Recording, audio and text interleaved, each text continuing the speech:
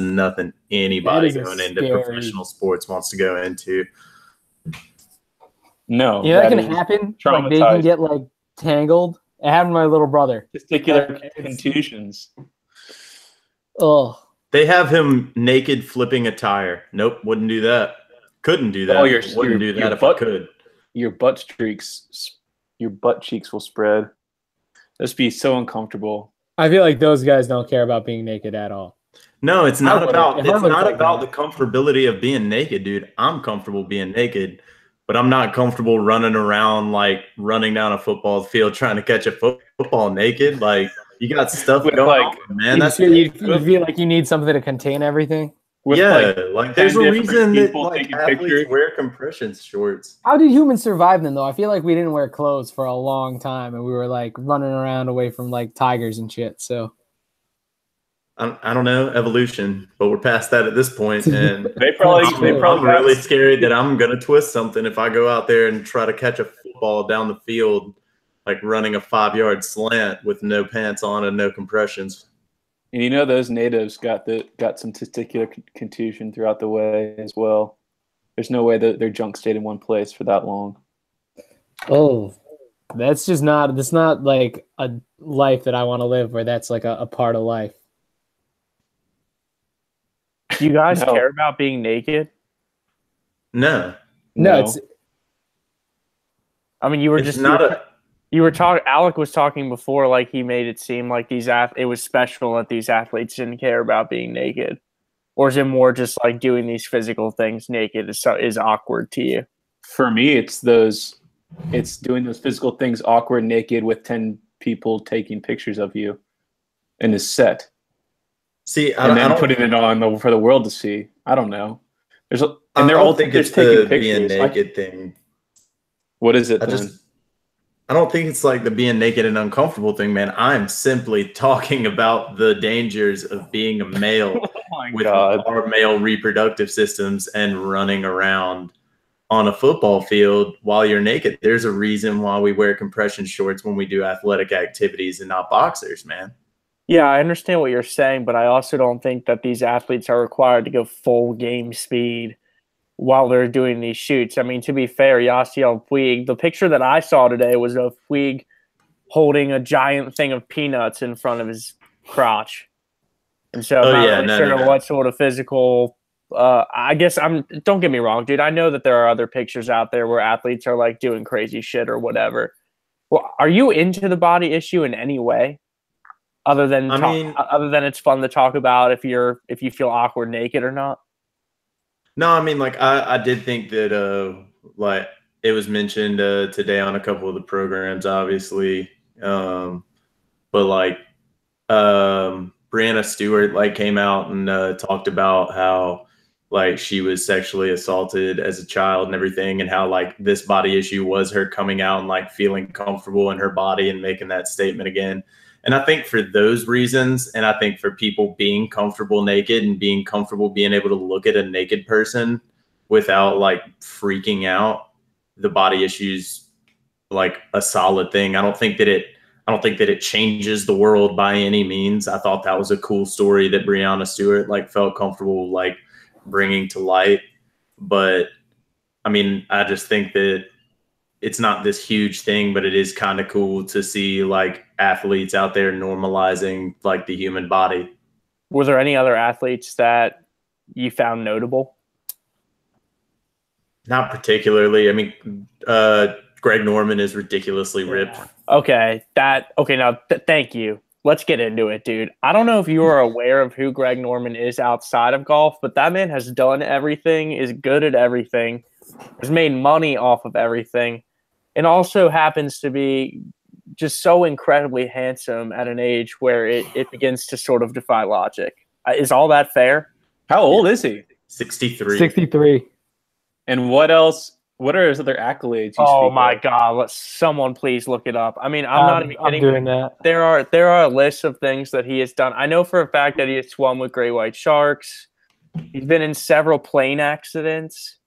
These golfers are out of control, man. Especially at the time where he played and being from Australia, like he had a private jet before pretty much anyone else in the world had a private jet. And so, like, this guy has seen some shit and done some shit in the air. Will Mosley.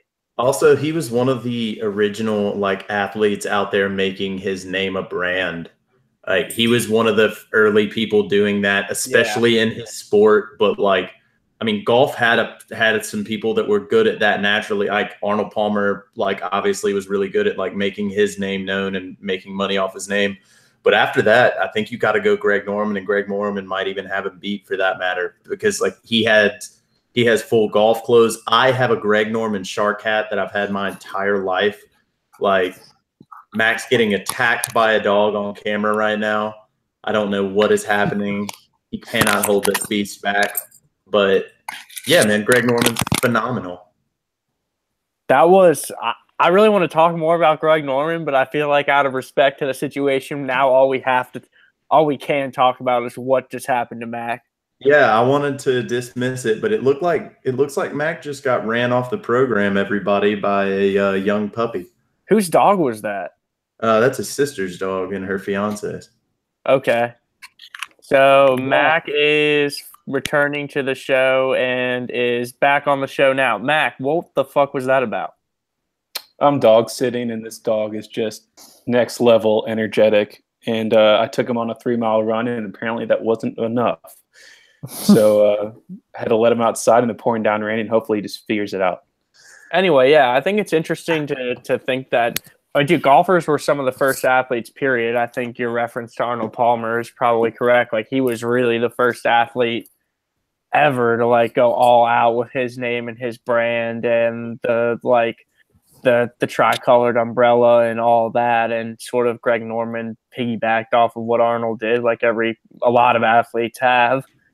And has like launched an incredibly successful brand. And I think separate and apart from that, he's just an interesting person. So yeah, Greg Norman, look it up. It's pretty crazy. But someone please put it up on the poll at _the nosebleeds. Are you an awkward naked person? How would you word that, Will?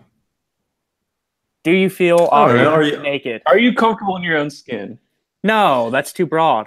We're talking about that. That's way too broad, man. Okay, I can narrow that down. When you're in the locker room at your country club or at your gym, are you walking around naked, flopping it around, or are you covering stuff?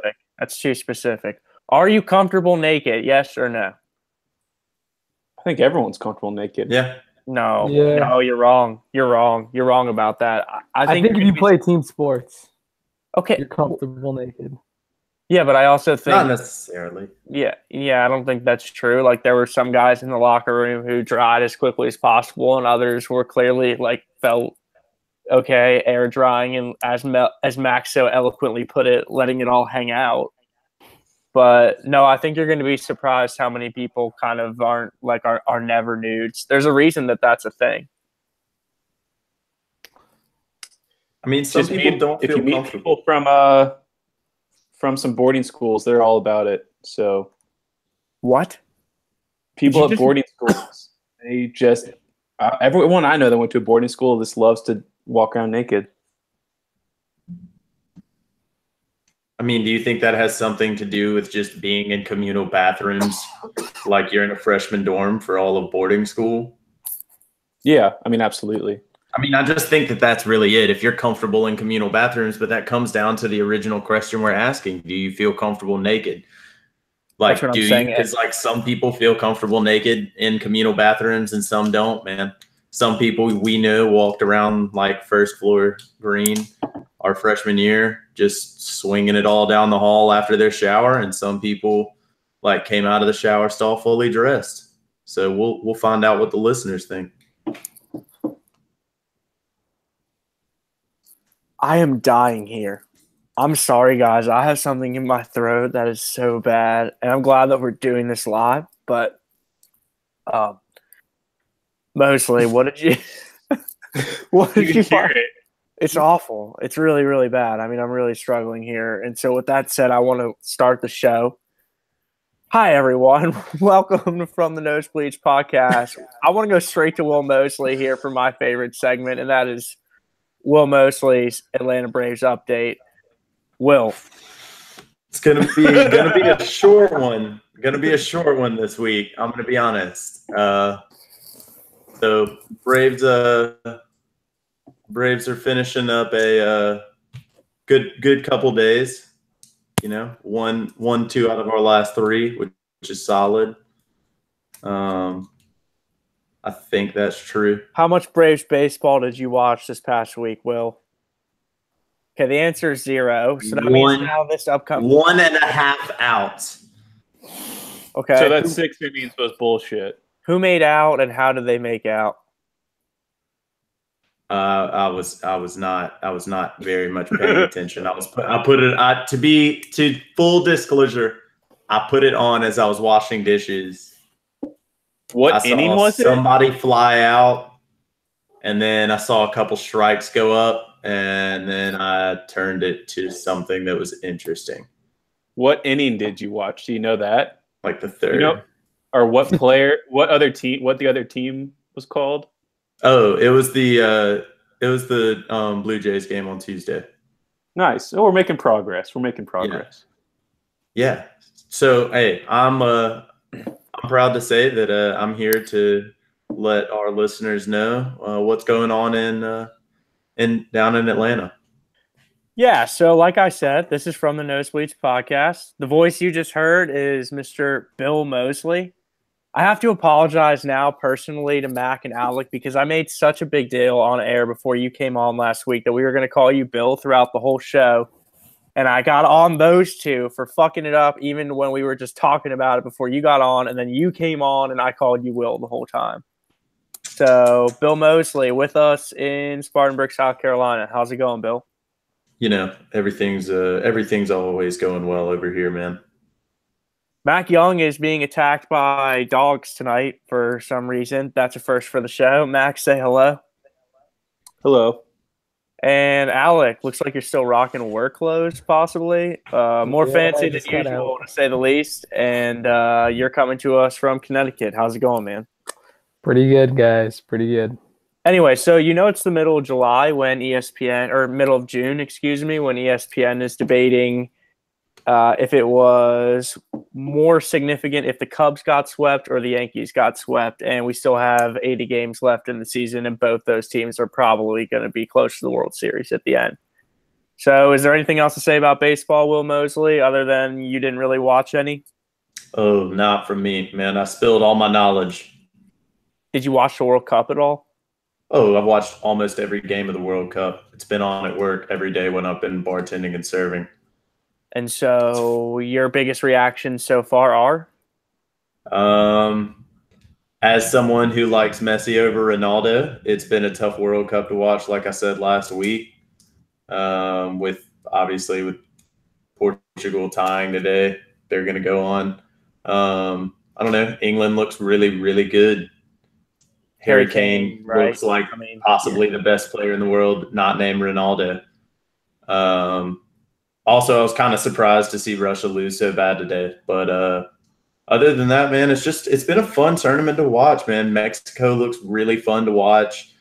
Like that Japan game yesterday was really fun. There's good soccer being played, man. Have you felt the corruption around it as you've watched? Like, especially Russia, dude. If you look at their group, does that seem very equitable to you? I understand that the groups are supposed to be random, but has anyone else taken notice of the fact that I mean, come on, dude, Russia's group has not been all that hard.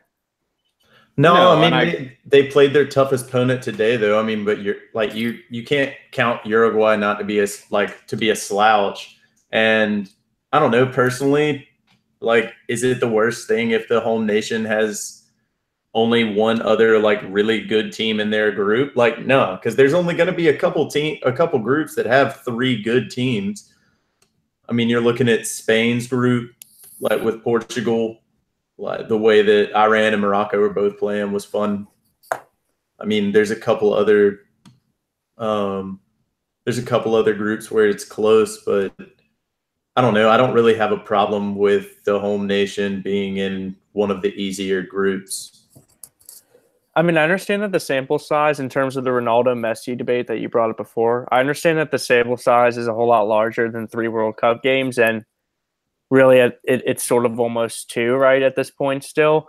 But it's clearly not even close, right? Like Messi had a chance to sort of get him and his team off to an excellent start in the tournament, and he failed to do that. He didn't record a shot in the second game, which is something that's sort of inexcusable for a player of his caliber. And so, I mean, dude, it's the international debate. It's really getting harder and harder. It's not even really close, right? Given the fact that Ronaldo's already won a European championship.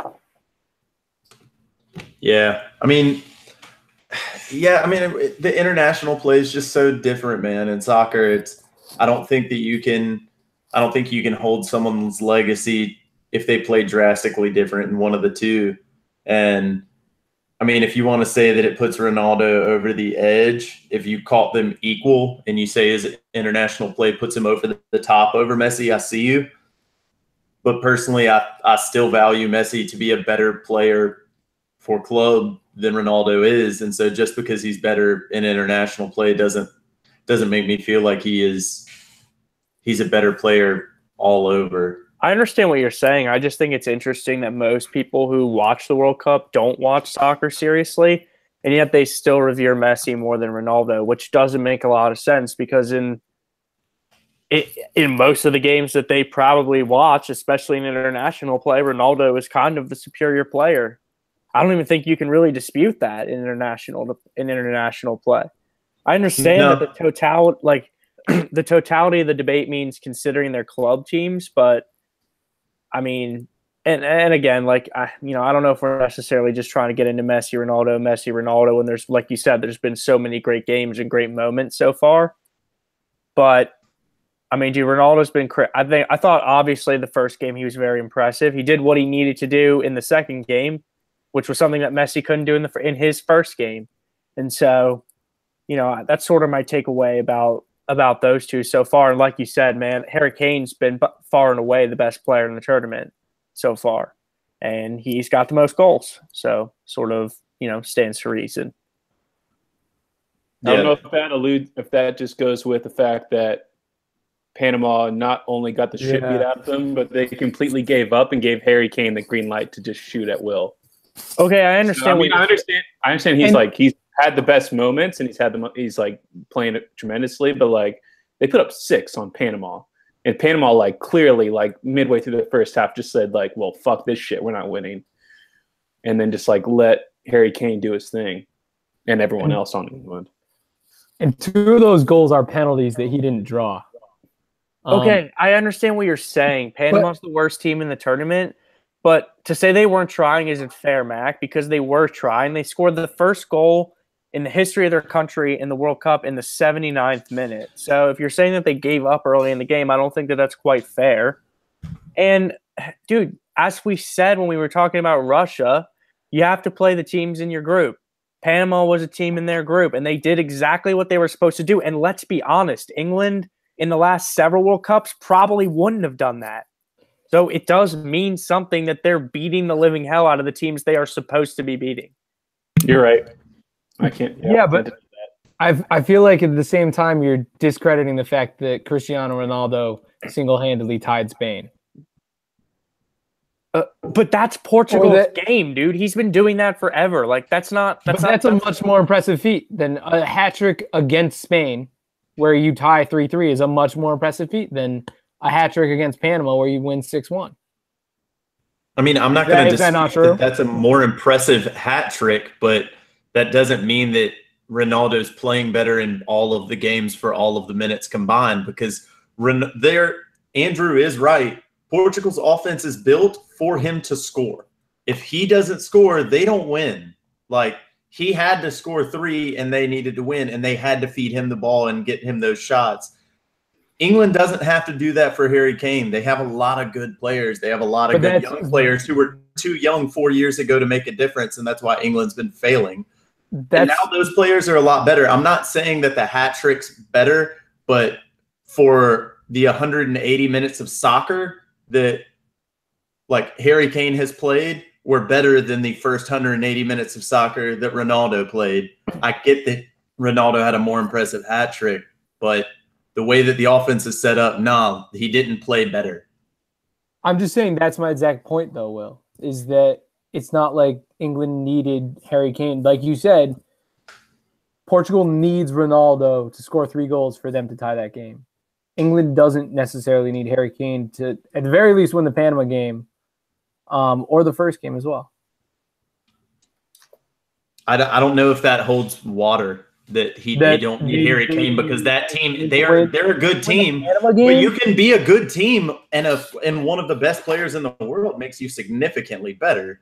Like they beat Panama, but like they're not cruising to be like the first in their group and like looking like they're gonna beat Belgium in the third game just because like they're a full team. Like Harry Kane has done a lot of that work, and I get that he didn't like have to play Spain, but he scored 3 goals when his team asked him to. Like, I don't know why you're just going to take that away. I'm just saying that I think that the Tunisia game was impressive, right? And I won't take anything away from that, but I do think that to an extent this is because pre the World Cup the verbiage coming out of England was the fact that this is the lowest, expectation British team in recent memory. And in all honesty, it feels like they just set expectations low so they could get excited when they surpass it. But I don't know that.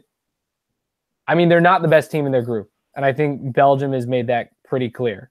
Okay, so what I would say to that is, for someone who's from a country where our soccer program, or at least our men, sets expectations so ridiculously fucking high that we never hit them, I don't really see anything wrong at all with setting expectations low, especially when they have underachieved so significantly the last 4 World Cups.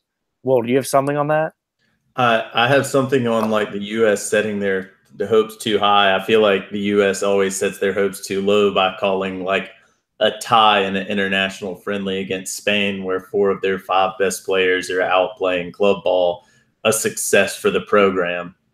That's what I think. I think that America needs to be more realistic about their opportunities. And for the England thing, I'm with you on the fact that that's exactly where their expectations should be. They've blown high expectations the past 2 World Cups, like bad, like really bad. Like 2 World Cups ago, people freaked out when they didn't make it out of the group stage. And last year as well, when they were doing so, or like last World Cup as well. I mean, they just haven't played good in international play over the past 8 years. And so I don't have a problem with them having low expectations going into this World Cup. Yeah, but what I'm trying to say is that I think that I don't know that because you're exceeding low expectations necessarily makes you the best player in the World Cup. And I get that he's scored the most goals, but if you look at even Lukaku in the same group against the same teams, right, because they haven't played each other, has 1 less goal, but I don't believe he scored a penalty yet. And Kane has 3 or 2 already? I just think that there's, quality in what you're doing, and that plays a role into it. Well, I would say that I don't think anyone's more appreciative of the England team playing this well than the England fans. And I don't know if you guys have been watching like on Instagram or on YouTube or whatever, but the fan base from England watching their videos of when Harry Kane scores a goal it's like they just got their independence. It's one of the best things I've seen. So if you haven't seen that, I would definitely watch that. Okay, fair enough. But with all due respect to the English, the celebration from Panama City of Panama scoring that goal yesterday is like one of the cooler things that I've seen in a long time. So that was a super impressive moment for me. Who's the most impressive team so far, like in your mind? Who's the team that you think has been most impressive? Is it England? Hold on. No. Y'all are forgetting the most impressive goal celebration, which was a fucking earthquake in Mexico City when they scored against Argentina. That is the most impressive goal celebration. They caused a seismic earthquake. And honestly, for that reason, I'm going to say Mexico is the most surprising team, the way that they took control of that first Argentina game. And I mean, not the first Argentina game, the first Germany game. And you can say that like Germany hasn't looked strong in any of their games, but maybe they haven't looked strong because Mexico looked good. And Mexico looked good again against South Korea, pulling out that 2-1 win. It was a fun game, but like Mexico seemed like they were in control for the majority of it. And they really are going to surprise people if they sneak out of here with the top seed in that group. I agree 100%. Mexico is the team that I think of immediately as not only the most surprising, but probably the most impressive. They're super fun to watch, and I think that they counter a lot better than any team that I've seen so far. And so Colombia. I mean, Colombia was super impressive yesterday, man. Like yeah, dude, one of the goals. They put that game away, and I think similar style to Mexico. They've just ended like similar seeding before we entered the World Cup. They've really made a name for themselves, and I think improved them on the national stage. I don't know about that, man. Colombia was ranked as the number 1 team in their group coming out, and they lost to Japan in their first game. That being said, the most impressive team there you go on my end has got to be Croatia. And I think Mexico makes a great case, and part of me is going to bring this up because you guys already talked about Mexico. But whether or not you want to talk about how poorly Argentina has played, Croatia made them look silly. And they also beat a very good Nigeria team, or at least a very talented Nigeria team, pretty handedly as well. I think Croatia has made themselves look, at the very least, like a top 4 team in this group. And I do want to note that we do have me on air saying that I think Croatia will make it to the quarterfinals. So a little shameless self-promotion. So what you're saying is that you think that they're going to win 1 game in the round of 16? Yeah, I think that's still impressive, though. Is it impressive? Like, is that not the mindset that I was just talking about the U.S. having every year, being like, maybe we'll win 1 game in the round of 16, or like being jacked up that we get out of our group? Like, you said their expectations were high. Now you're saying they're low? No, I was saying that the United States sets their expectations too high. Mosley was expressing that he gets unbelievably frustrated with the fact that we set our expectations low so that when we win a game in the round of 16, we're all super excited about it when we really shouldn't be at all. Exactly. We get super jacked up that we make it out of our group. And for a country our size that has a professional league that's as developed as it is, we should be ashamed that it is a amazement and an accomplishment for our country to get out of the group stage. That's like a step in the right direction. So Corpus Christi, Texas. Corpus Christi, Texas has the same population as Iceland. Corpus Christi, Texas has the same population as Iceland. And I know we got into it last week, and we don't have to do it again because I know people don't want to hear it because it's frustrating as hell. We're all frustrated by it. But Mac, just real quick, another video. Have you guys seen those ads that have been like, U.S. I know you lost, but root for Brazil or root for like Sweden or Germany? I think those are gold. Oh, they're brilliant. The Volkswagen ads, my favorite one's the Iceland one. Yeah, they just like Fox knew that they fucked up or whatever. Someone knew there was a fuck up, and this is what they came out with, and it's great. Landon Donovan in the Mexico gear. Okay. Yeah. Okay, here's the thing, though. All right. Is it worse that he's repping Mexico, or is it worse that he's repping a bank that literally just defrauded its members $1 billion? Was it Wells Fargo? Is that is that that's for? Yeah, that's fucked up. I'm gonna go with the bank. Put it up on the poll. Please put it up on the poll. Which is worse, repping Wells Fargo or repping a country that's your rivals? The other interesting fact about that, though, is that a large chunk of whom they defrauded were Mexican Americans with questionable English skills. Oh my God! We don't have to get into that right now. But doesn't that make it? Talking about Mac? No, let's get it. Doesn't that make it a little bit worse? Yeah, that makes it a lot worse. What? How is? Are you serious? Yeah, I definitely read that somewhere. How is it not tone deaf as fuck of Wells Fargo to put Landon Donovan out there? Because they're trying to like. endear themselves to a injured party. Wow. That is actually shocking. I will say this, dude, like, let's wrap. Why are people mad at Landon Donovan, dude? And people who played with him on the U.S. national team, like, fucking get over it. The guy plays club soccer in Mexico now. He speaks the language fluently. And what is wrong with rooting for Mexico if the U.S. is already out of it? What is so wrong with that? I see your point, and I don't have anything wrong with it. I think he's in the right there, and I think people that are jumping down his throat are like being over the top. But I'm not going to get mad at them for having the opinion that like his other players being like, I wouldn't do it. I don't think it's right that he does it. Because when it comes down to it, it's not that you're saying like Mexicans are wrong or anything, or like I don't want to cheer for that country as a country. Because when you come down to it, man, if you're an LSU fan, you're not rooting for Alabama to win the national championship just because you're out. If you're a Kentucky basketball fan, you're not rooting for Louisville to win the Final Four just because they're in your state. Like, USA and Mexico are rivals in soccer.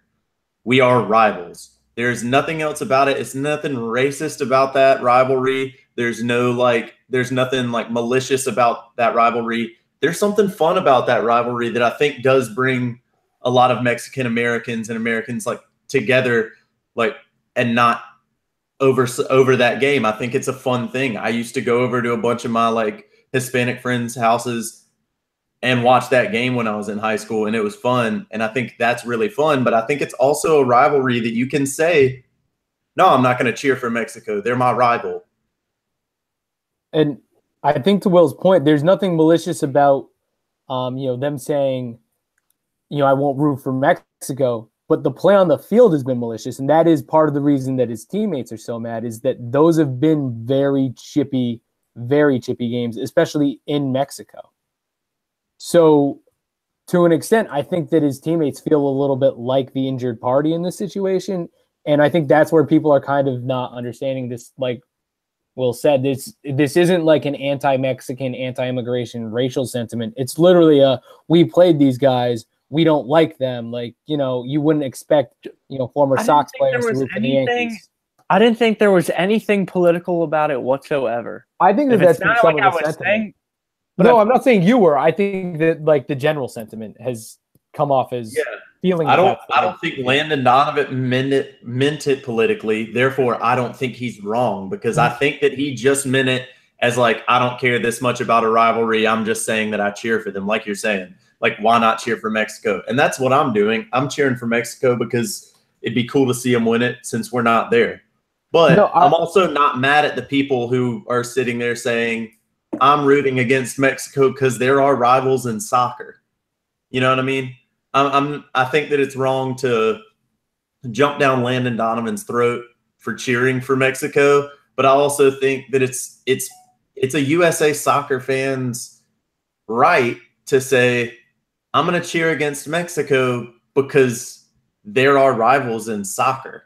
Okay, but isn't it also our right to support them because they won our region? Like, that's what I just said. Yeah. Like, I personally support them and want them to do good, but I'm also not mad at the ex-players who are like, nah, I'm not rooting for them.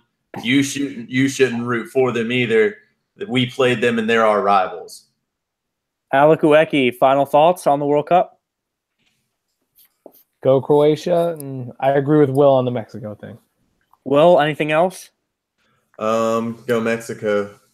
Yeah, I feel the same way. You are listening to From the Nosebleeds podcast. We'll be right back.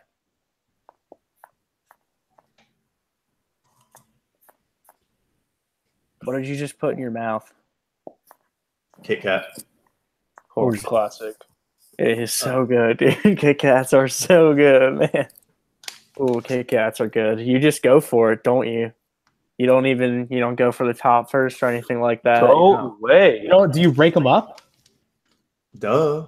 Yeah, I mean, I thought you just. Only a savage. You just took a bite of the whole 4 thing.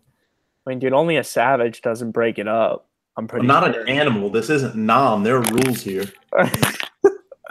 Kit Kat's one of those weird things where I feel like there's nothing special about Kit Kat, but it just works. You know what I mean? Like it's just milk chocolate and wafers. Yeah, simple is the best. Oh, that's a good question though, because there are also highly complicated candies that are delicious. Like, have you had a Take Five recently? I like Take Fives. Take Fives are amazing, and that's pretty much just everything in the kitchen and then put chocolate around it, right? That shit's delicious. What are your Can we do a power rank? bars? Yeah. I was about to say, can we? I know how much you hate power rankings. Can we do power rankings of stuff that's but not sports power rankings. Exactly. That's the thing, right? I'm not against power rankings, dude. I want to do a power ranking of power rankings. Where we can just no, that's what I'm saying. We can power ranking of power rankings. I want to mock the ridiculousness of Todd McShay feeling the need to already have an opinion on who the first pick in the NFL draft is going to be next year. And I know that Alec loves this stuff.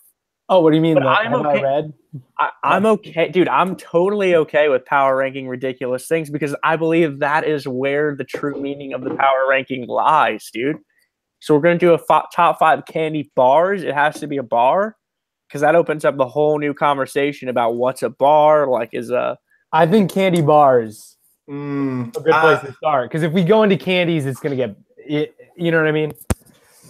Yeah, I think we can go candy bars, and then there might be another level to that. Are we all in agreement that Snickers has to be involved? Yeah. I mean, it's in mine. That's what I'm saying. Okay, so let's just go through that first. What's your first ballot? Hold on. You know what I think we should do here, fellas? I wouldn't mind doing a little because I don't want. Are we doing one list together? Oh, I had my own 5, and I don't think it's going to be your own. Yeah, I was about to say my 5's not going to be Alex's 5. Okay, so here's the deal. I'll take over and talk for a second while you guys come up with some 5s, and then you guys can talk about your 5s while I come up with my 5, and we'll compare. Mac, what the fuck is going on with this dog in your life currently? What's the dog's name? Brewer. So it's a male, I take it. It is. Is he a Brewers fan? Oh, he's a fucking nutcase.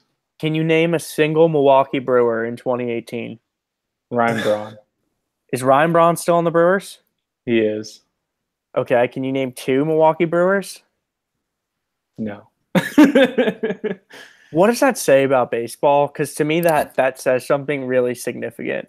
Like even when I was little, dude, even fan because that is like the league that the team that I supposedly support is in the same division, and I don't know 2 players on one of their rival teams. I mean, dude, there are so few subjects in my life where I literally feel like I knew more as an 8-year-old than I know as a 24-year-old, and like baseball is absolutely one of those things. I feel like as an 8-year-old me would have kicked now me's ass in a baseball trivia competition. I don't think it would have been close.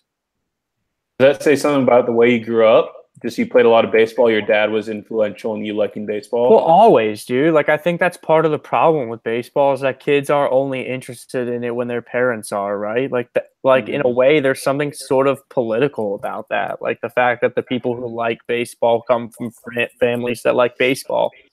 And then I think that hurts its image. I mean, everything hurts baseball's image, man. Baseball hurts baseball's image. Like, to your point that it's the same households that are watching it, I mean, we're still talking about the same, we're still talking about their same problem with the fact that 10 years ago, the average watcher of the MLB was like 40-something, and now 10 years later, it's 50-something. Like, they're the same people watching baseball. Like, maybe their kids are watching it and playing it, but the same people are watching it, and they're just getting older. Do you have a top 5 list yet? I do have my top 5 list. Okay, let's go. Number 5, Will Mosley's power ranking of candy bars. Go now. Whoa, hold on. Before we jump into these things, I don't necessarily want to go like that because I might give a list, and then is that going to influence anyone else's list? Are people not going to use bars that I give? My list is no. written. My top 3 are my top 3, and I'm not moving off that. Heard. All right. Well, then we're gonna start number 5. we're gonna go with a classic I haven't had in a while, but it's an Old Faithful with Twix. Twix is fucking delicious. Okay. But here's the thing, dude. What is a bar? If you make I it a think it- bar, does it? It's not Chocolate a little coated. candy pea. Yeah, just not like little candies, like anything that's in a bar. Do you think candy bars have to be chocolate? I had coated? an honorable mention as a Reese's Fast Break. Oh, Oh wow. I mean, That but is a good it got call. skimmed out by Twix, but that's a shoot. like there's anything that comes That's a in good bar call. form. So Yeah, I that's- got my number 5 with Twix, and then I had to go. Unfortunately, I had to push the another one of my classics out of my heart to make way for a Crunch Bar. A lot of people sleep on it, and you shouldn't, because it's one of the better original candies out there. The best version of a Crunch Bar, Halloween candy version, small version. Okay, now that is Okay. something that's really interesting. And in terms of candies that are better as fun size, it may be the only one. Butterfinger. But to put it in your top No, 5, and I God, think I think based on Alex look here, he may agree with me. You're saying that a Crunch Bar is in the top 5 of all Yeah. candy bars? Of my favorite candy bars, yes. Okay, number 3, Snickers.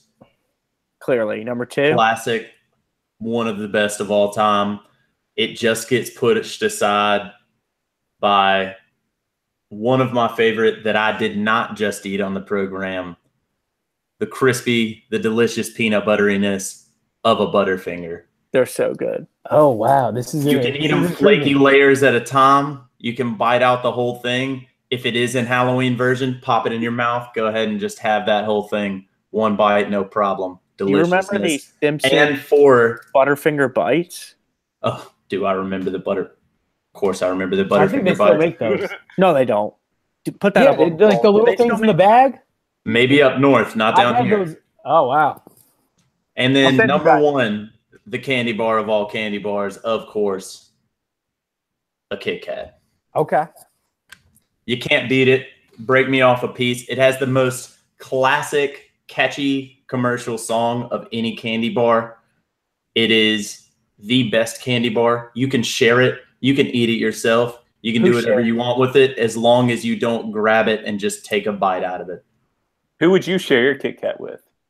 Do you share a Kit Kat with? That's a great question. I just ate a king size while we were on air, so no. That's a great I answer. knew the answer to that. Can I go? Because my list is actually pretty similar to Will's. It just has one caveat that I need you guys to answer for me. Is a Reese's in this case, does that count? Because it's circular, but are we No, allowing Reese's in this? No. no. That is What a is peanut Okay. butter cup. It actually says it in the name. It does. It does. All right. So because Reese's are, that was my number 2. Wow. So I'm gonna bump everything down a spot. My number 5, which I like a lot, I don't know that it's that popular, is a Mounds bar. I like dark That's chocolate terrible. and I like That's coconut. Oh, Coconut is awful. I don't even know if I want to hear the rest of your list now. seconded. I mean, you put coconut in your list, something with coconut in your list Yeah. of top 5 candy bars of all time. Get the fuck out I of have, here, man. I have nothing against coconut. I wish Okay. I wish that we had some sort of way to mute you for the next 30 seconds, because that is a ridiculous start to this list. What is All right. number 4? A piece of 4 crap. is a Kit Kat. Okay. 3. 3 is a Baby Ruth. Baby Ruths are delicious, I would say. I mean, they're okay. I'm unimpressed by your list, Alec. I got to be quite honest with you. You really hit it. You really threw a terrible meatball with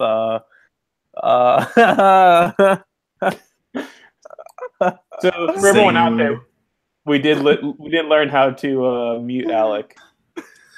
Yeah. I love it, dude. I love it. All right, let him No back worries. on so he can finish his list. Oh, He's that's still a problem. Does he know that he's muted right now? I don't know if he knows that he's Problem we're muted. trying to fig- These are the problems we're trying to figure this out in real time. How do we unmute Alex, him? There you go. Oh.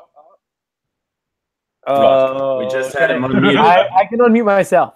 Just All right, Okay. Alec, finish your list, bud. All right. Well, I've got totally thrown, but I was at 3 with. Okay, great. Wow. Mac, your list of top 5 candies. Number 1 was Snickers. All right, that's a good one. I'm not straying too far from the pack on most of these. My number 5 was a Baby Ruth. I think you're never not gonna like it. And then an always good Snickers bar. Just has a little bit of everything in there. That's at number 4 for me. And then I'm real big on peanut butter and chocolate. So I had Reese's Cup, but I now have to change it to Fast Break. Just out of necessity. And then the last 2, I went a little bit out of the box compared to some of the other 2. Toblerone was my number 2. What? Yeah, big fan, dude. That's also just bar. I don't think so. Not even close. It's better sheer chocolate. size of it. What's your favorite one? 100 grand? No, dude, Whitaker's. Classic. Okay. All right. Well, here's the thing. Okay. I'm not going to go through my list because those are pretty solid, but there are some honorable mentions here, as Mosley said, that I would like to discuss. The first would be the Carmelo bar. Those are really good, right? I mean, they're really good. No? No comment from anyone on the Carmelo bar? It's good chocolate. It's better when you get the flavored ones, though, which I think takes away from it. Okay, this is the one that I think you guys all miss completely, Milky Way. No. It's just a bad Snickers. No, dude. You said Baby Ruth was shitty? Alec It's finally Snickers said without something peanuts. that I can. Alec finally said something that I can't disagree with on the podcast, y'all. Mark it down in the books. I agree with him, and I agree with the way he got to his point. It's a Snickers with no character. Okay, interesting. What about like an OG, like a Hershey's with almonds? See, I love that that. was on my honorable mentions. A classic. That's a great one. Like a Mr. Good bar, but with almonds. Yeah, like a Mr. Well, yes, no, it no, is no, Mr. Good. No, Well, that's, no, okay, no. exactly. No, I agree with Will. That's interesting, though. A No. Mr. Good bar It's the tastes same like thing. different. No, it tastes like different chocolate than the chocolate that they put in a Hershey's bar with almonds. 100%. It is a different chocolate that they use in the Hershey's with almonds bars than they use in the Mr. Good bars. Like, dude, this Put is a that up on subject the where bowl. this is. I don't know. I feel like they're both made. Wait, no, probably Nestle makes Good Bar. No, Okay, Mr. yeah. Good Bar's Hershey's, I think. No, Mr. Good Bar is absolutely Hershey's. The question Yeah. though is that recipe different? I'm not sure that the recipe is different, but they taste different. I mean, let's be honest. Like a Mr. Good Bar, I think that It is Hershey's. if you did, I understand that it's Hershey's, Mac, but the I'm point just that me saying. and Will are making is that it Like, doesn't. it's It tastes different like exactly. It tastes like a different sort of recipe. I mean, if they were putting the exact same thing out there and just marking it as 2 different bars, that would be genius. And I don't think that that's a terrible idea by them. But I think that they're just making 2 different bars that are super similar. And until y'all said it right now, I didn't realize that a Good Bar was the exact same thing as a Hershey's bar with almonds. Never crossed my mind. No, it's not. And It's they not. marketed them No, in the it's same not. packaging, too. It is. It's not. A Mr. Good Bar is a Hershey's bar with peanuts.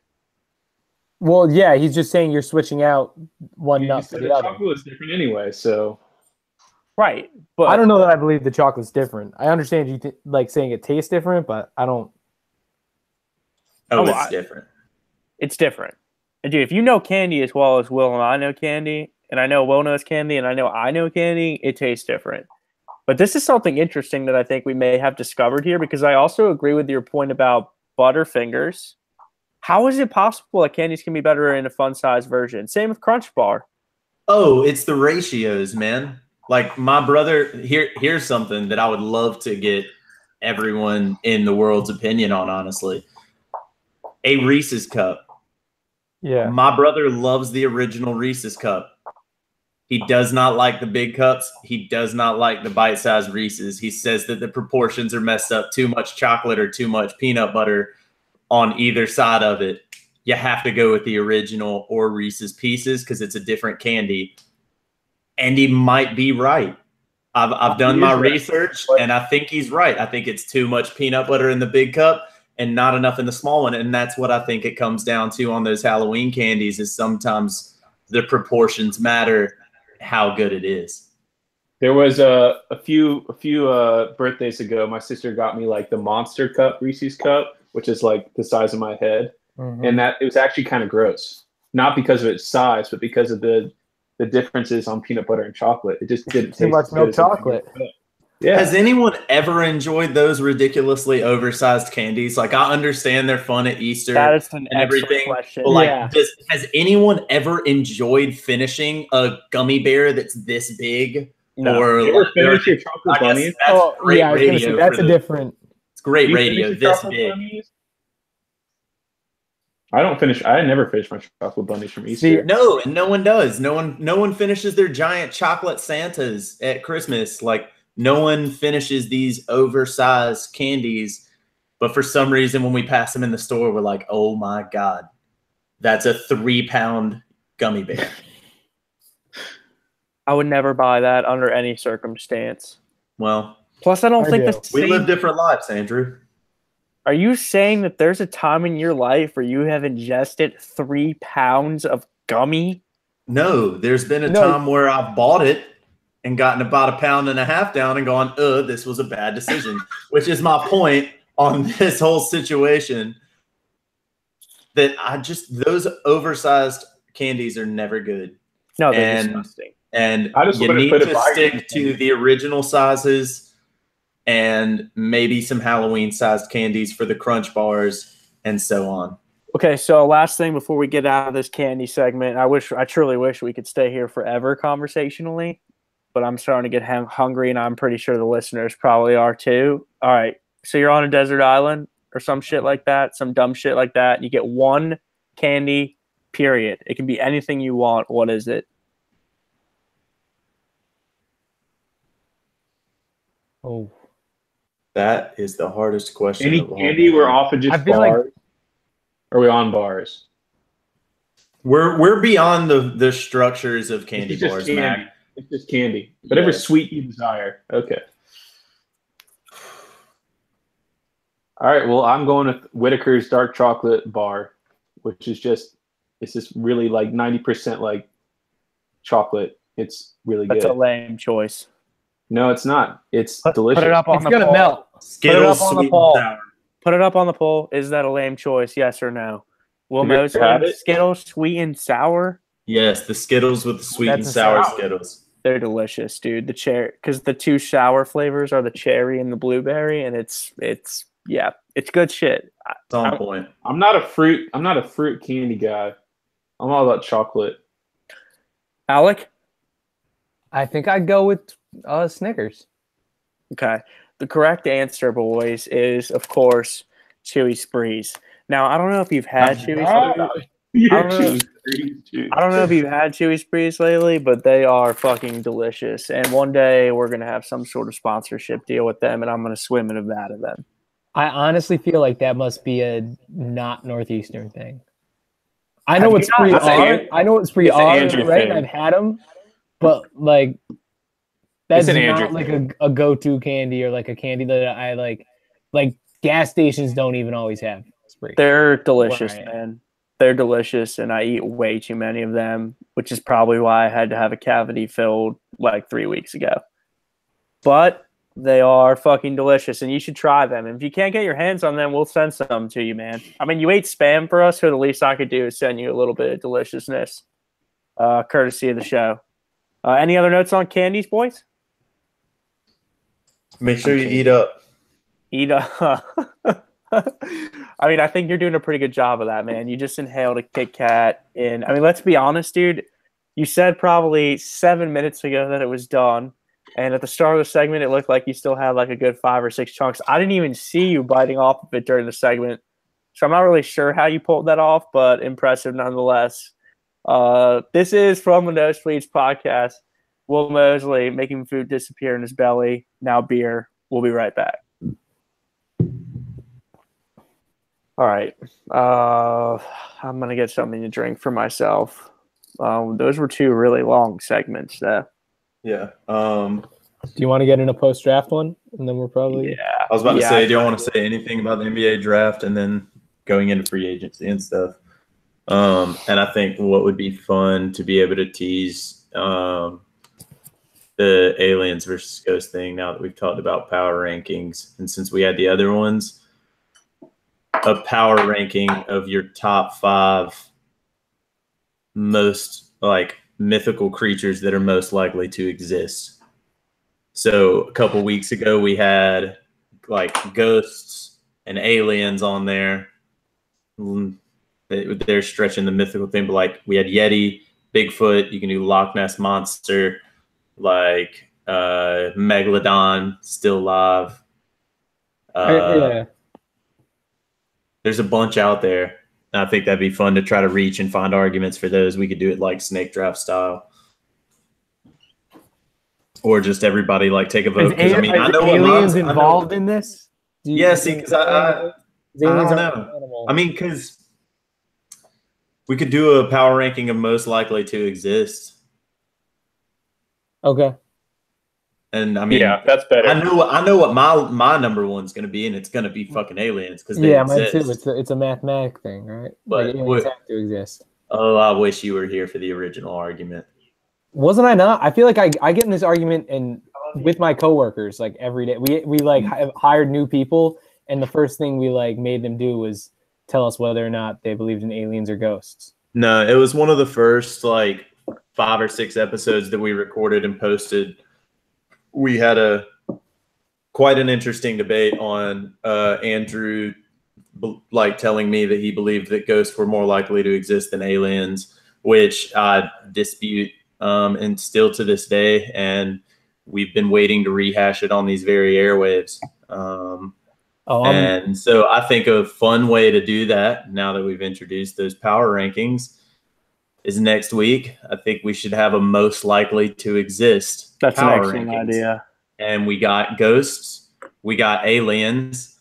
A couple weeks ago, Alec, when you were on and we had this conversation, we threw Yeti and Bigfoot into the mix. I think Nessie obviously should be there, Megalodon, and you can go on from there. What you think definitely exists that mainstream society would say does not exist. Okay, so to be clear, since we did those 2 long segments, are you saying we're going to hit on the NBA draft and then some little things and pop out, and then we're going to handle? Okay, I think we should do draft and then tease that like power rankings for next week. I mean, I agree, and I love the idea of continually teasing that we're going to have this conversation eventually, and then just like running. I don't even know if I want to have this conversation next week. I just think it'd be fun to tease it as a power rankings and maybe do it next week. Yeah. Okay, well, let's do a traditional intro back into the show, and then I'll just throw it to you guys and let you discuss for a few minutes on the NBA draft. I guess pull up anything that you may want for the conversation. And let me know when you guys are ready. I don't know what. We'll probably run here for 12 or 13 minutes, maybe something like that. Right, Mac? Wouldn't you say? Yeah, I wouldn't go over that. Okay. We started like at 7. Oh, something, right? It was probably like 7:10. So probably like 10. And we only took like a 4 or 5 minute break there in the middle. I would say 10 to 12 minutes. Weird. Hold on, I'm trying to pull up the like all the draft shit. I'm ready whenever. Yeah, let's go ahead and do it. Is everyone's echoes better? There's a dog. I can hear Mac's dog barking. Yeah, my dog is barking. It is what it is. Yeah, give me 1 second still. No, I probably won't. You can mute me for the time being, but they're 2 big dumb dogs, and they're not going to stop barking. Mac, is your dog barking also? No, I just have 2 dogs. Come on, Jesus. Sorry. There's a rabbit in the yard, so they're going to. No, that's fair. Okay, word. I'm ready. I got the draft stuff pulled up. So. 1 sec. Yeah, you're good, man. Shut it! I know from experience that doesn't do anything. I mean, the coolest name in the NBA draft by far does go to Cleveland with the Sex Man. The young bull. I don't know if that's better than Mo Bamba. What? I mean, that's a name though. Like I get his name is Mohammed Bamba, but like just He is shorting it the to Mo, that largest. is. He is I don't the know if you can largest call that human his that I've ever nickname. seen, dude. He is okay. All right, hold on. We gotta bring this What- back whoa. tradition. No, stop. We're bringing Okay. it back, and we're getting into it. What's going on, everyone? Thank you so much for listening to our podcast, which would be the From the Nosebleeds podcast. My name is Andrew Levin. I'm here with my good friends, producer Mac Young. Mac, say hello. How's it going? Our good friend from Spartanburg, South Carolina, Bill Mosley. Bill, how you doing, buddy? Always well. And another good friend of the show, Alec Uwecki, in Connecticut, dealing with some other dog-related issues, separate dog-related issues. Can't say that I anticipated having two separate occasions of dog-related issues on the show today. Alec, what's going on, man? Doing great. So Thursday was the NBA draft, and I know Will Mosley's got some things that he would like to say. So, Will, take it away, man. I mean, I'm excited for Atlanta to have that lights out shooter. That's going to be fun to see in Atlanta. They're going to get behind that no matter what. And like I just said a second ago off air to you fellas, Cleveland might not be able to keep LeBron, but they might have I think they have the best nickname in this draft, and they might have one of the top nicknames in the NBA with Colin Sexton, aka the Sex Man. Is that really his nickname? I've not Yes. heard that. I've heard Young Bull. He calls himself the Young Bull. I've not heard the Sex Man. Okay, both of those, first of all, are terrible nicknames. There's no question. The second one that you just brought up, Mac, is offensive. Okay, that's just a terrible nickname, and the fact that he calls himself that is even worse. That's self-given. Young Bull. Okay, so Colin Sexton. Here's the thing, and again, I'm going to get out of your way in a sec, Will, because you know a lot more about it than I do. I just want your honest assessment on this question. Is Mo Bamba the largest human being that you've ever seen? Because I mean, he's the longest human being in the NBA history right now. What's his wingspan? 7'6". It's the biggest wingspan. What is it? 7'10". Yeah. Because That's bigger than Yao's.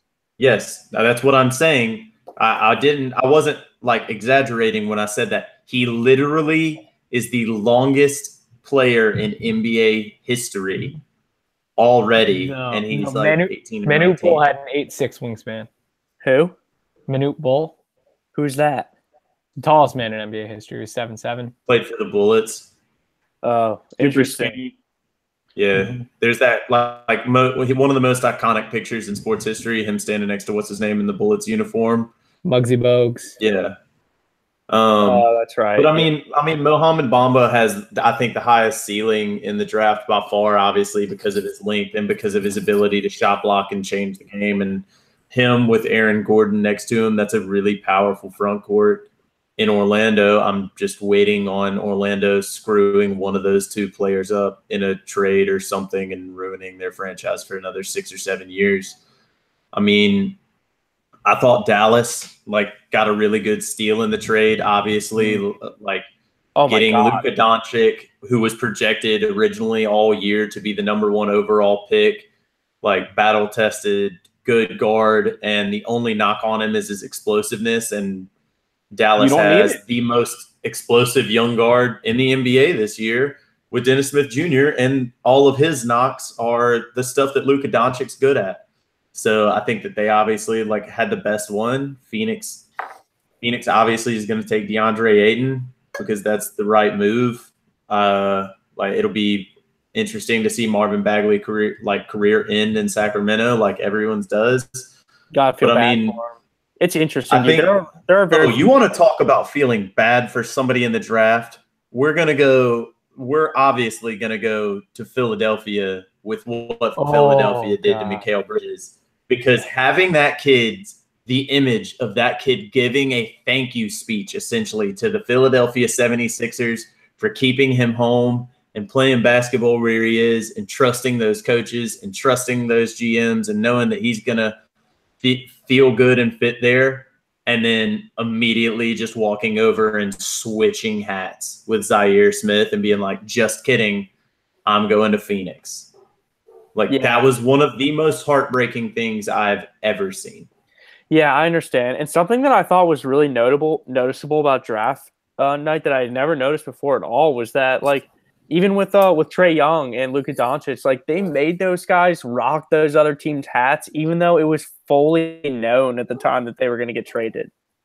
And so that was just weird to me. Like, the fact that you're going to make those kids start their NBA career. Like, dude, I'm not saying that I don't know. Like, I don't know the game well enough to, but if those kids end up being Hall of Famers and, like, that's the first image of their NBA career is them putting on the hat of, like, another team, that's, like, kind of fucked up, is it not?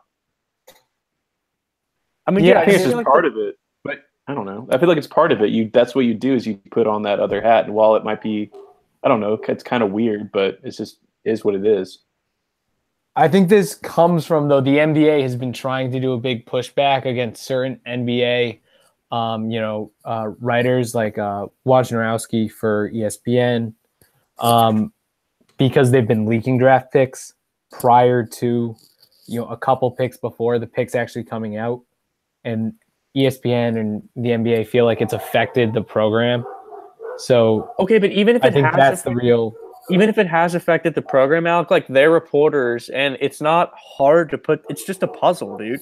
Who goes first? Okay, Aiden, go to the second team. Who you taking? Aiden's off the board.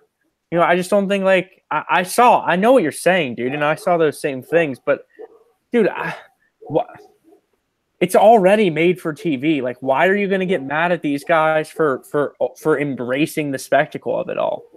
I mean, first on it, I don't understand why any of these kids go to the draft anymore.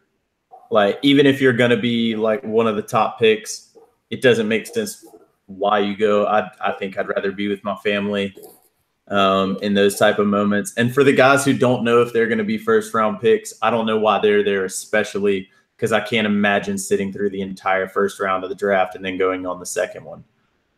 Like, it's absolutely awful. But as for Woj's tweets and being bothered by those, I'm not bothered by Woj's tweets at all because they were hilarious. He didn't say they're going to pick. He said stuff like the Bulls are locked in on Wendell Carter Jr. or, like, the Suns prefer DeAndre Ayton, or so-and-so cleared the way to choose like Dante DiVincenzo. And that makes it funny to me because I'm out on the whole, like, prestige and show of it, man. No one goes to the draft, any of the drafts anymore. No one cares about sitting through the prestige of the draft anymore. Like, kids would rather be at home and get a phone call and find out where they're drafted. And to be honest, I don't know who's really turning on to watch the draft anymore. Most people I know are checking their phones and getting updates and looking at Twitter and just seeing that Woj is like, hey, they're going to draft so-and-so, and that's the draft for them. And I don't understand why that's like, that doesn't cheapen the draft for me just because I found out 3 minutes before when I usually find out. Because it's the middle of June and we need something to put on ESPN. That's the only reason it's still on there. But yeah, I mean, it's changing, and I think in 10 years, this won't be really televised anymore. At least not made the spectacle it is. How did the Cavaliers acquire the Sexton pick? In the Brooklyn trade with Isaiah Thomas. The Boston trade with Isaiah Thomas. That pick is one of the picks that pick got traded for Paul Pierce a long time ago. Yeah. Interesting. Yeah, so Brooklyn gave this year's pick to Boston for, like, Paul Pierce and Kevin Garnett, and then Boston traded it away to get Kyrie over there. Okay, this is something that I've noticed with Danny Ainge and also with Pat Riley, but really I'm sure it goes on a lot with these guys, and I'm just wondering if you've ever noticed it. Like, dude, Danny Ainge is starting to trade picks that he may not be around for. And, like, I don't understand why the NBA doesn't step in and do something about that. I mean, yeah, I'm with you on that. The future draft picks are just, it's hilarious. It's getting out of control, dude. Like, it honestly is getting out of control, some of the picks that are being traded now. And I don't, like, it's obvious why some people would be doing that when they have no job safety, because it's like, who cares? We got to make the team better now. But I don't, like, I don't know. it's just interesting to me. Like, it doesn't really happen in other sports like I feel like it does in the NBA. So part of this, I think, is with the NBA, you've got less tradable assets because there are less players. So eventually you start moving into these further on drafts, especially because a first round pick in the NBA can be such a vital piece because you have less players. Once again, they have done some things though, right? So you can't trade. I believe it's first rounders in more than 2 consecutive years. This is post the Boston, fleecing Brooklyn with KG and Paul Pierce. And I think there is a 3-year, you can only trade so many years out. Like I believe 2021 were the furthest out picks that were getting traded this year. It's still ridiculous, but yeah. And I mean, I'm with you on your point that like he shouldn't be able to trade away picks that he might not be there for. But I mean, at the same time, I don't have a problem when it's defined picks. I don't have a problem when he's saying you're getting our 2021 first rounder. What I love is when you see a trade that's like the Sacramento Kings want to trade like the 53rd overall pick for a second rounder yet to be determined. And it's like, what? I don't even understand how that's a deal. Or NFL trades get the worst on draft night. They're like, we're going to trade 2 7th rounders at some point to you. And we'll be like, we're just going to take this pick. And teams will be like, okay. And I don't understand that. I don't understand protected picks and unprotected picks. So like there was a way that the picks could fall this year that if the Lakers got the number 1 pick or the number 6 through 10 pick, it went to Philadelphia. But if they got the 2 through 5 pick, it went to Boston. And that doesn't make sense to me how that can happen. Oh, I don't know either, man. I mean, you're looking at the wrong person. Like the whole thing is so unbelievably complicated, and I don't understand why people like it. I understand that there's a fantasy element to it, dude, and we all love to like sit around and see where these guys are going to go. And basketball is a sport where one player can really make a huge difference. Like Phoenix can absolutely justify in their heads right now that they just drafted someone that's going to make them much better in the long term. But as we discussed last week, no one really knows anything. And so in a world where we don't know anything anyway, it seems the whole thing is just, I don't know. It's off base to me. You know what I would bank on betting on? Like, you know what I'd throw the bank at no matter what? And I think Philadelphia got this right. And it might be the only move on draft night that they got completely right.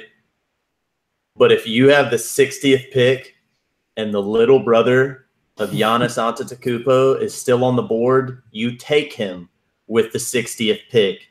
And that might be sneaky, the smartest move that anyone could do. Because the fact that you had teams like Phoenix, OKC, Denver, Philly again, and Charlotte and Dallas at the end of that draft who could have taken a chance on an Antetokounmpo and just been like, we have good enough coaches and we see what his brother is, that might be – that we might look back in 5 years and say that one of the best players in the NBA got picked 60th. Yeah, you're right. I mean, I think that's a very fair chance to take. And then on a completely lesser note, did LiAngelo ever get drafted? No. The other Ball brother? No. It's actually hadn't been invited to play on a summer team either. The Lakers said that they wouldn't let him play on their summer team. And the Warriors, who also worked him out, which is weird, but also have decided not to let him play on their summer team. Dude, the Warriors can make pro prospect. I think that's the Warriors can make anyone a champion, dude. I think that's all that says, man. Well, the Warriors could have had LiAngelo Ball on the floor drinking whiskey instead of Gatorade, and they still probably would have won the championship. So why not just like go out and not waste cap space on guys who you're not going to need anyway? Yeah, I mean, I see where you're coming from in that point. I disagree with it because if you do have one injury, there's a difference between Sean Livingston backing you up and LiAngelo Ball backing you up. But I mean, yeah, like I see your point. Like, why not get worse guys than they have? They've shown that like last year they traded straight cash for Jordan Bell, I think. And I think that they've just shown that they can make smart moves and get good players on the cheap who can excel in their system. And I see what you mean, but I mean, LiAngelo is not getting drafted because he's not an NBA talent player. Like everyone has said it. His own father said it. It's back to the JBL, and he's going to promote the big baller brand basketball league and do that for a year, and he might make it into like the G League and play around that. And I don't know, go make shoes for his other two brothers, but he's not going to end up in the NBA. So, closing up shop, the biggest story from the NBA draft was what, in your opinion, Will Mosley? Probably going to go back to Philadelphia, drafting a guy who played 4 years of ball in Philadelphia and is one of the first 4-year lottery picks in a long time. Like most lottery picks aren't 4-year players. We haven't seen a 4-year player go in the lottery, I think, since like 2014, I want to say. And I mean, I think the first one ever was like in 2001. Somebody started it. And I think we've had like 18 or 19 people do 4 years and get drafted. And the story was all lined up for this guy to play 4 years of college basketball in Villanova and get drafted by the 76ers and be part of the process. And he gets drafted and he has this great interview. And then he's on his way to Phoenix. And I mean, that I think that just stole draft night at the end of the draft because we didn't see any huge draft trades. We didn't see anybody super switch around. Everyone kind of picked where everyone expected people to pick except for the Doncic trade. Alec Wecky, closing thoughts? Yeah, and it's similar. I think one interesting wrinkle to what Will's talking about with Philly there is that Mikal Bridges' mom is a VP of HR for the Sixers. Yeah. His mom works for the team they still traded. On the other hand, though, on a similar note, I think for me, the big story of the draft was that the Kings and the Hawks were both willing to take shots in the dark on Trae Young and Marvin Bagley Jr. as opposed to going for the kind of what seems to be the sure thing in Luka Doncic. Perfect. An absolutely perfect dismount. My name is Andrew Levin. This has been From the Nosebleeds podcast. Thank you so much for listening. Please hit us up on Twitter @_the Nosebleeds. Subscribe to us on SoundCloud. Thank you so much for those of you who have already, but you can hit the search bar, go to the Nosebleeds Sports Podcast. You will find us there. We are the real From the Nosebleeds Sports Podcast. Thank you so much for listening. We will catch you next week. Love you guys. Tune in next week for a little power rankings. Maybe aliens and ghosts come back up. Maybe. Positively. We'll see.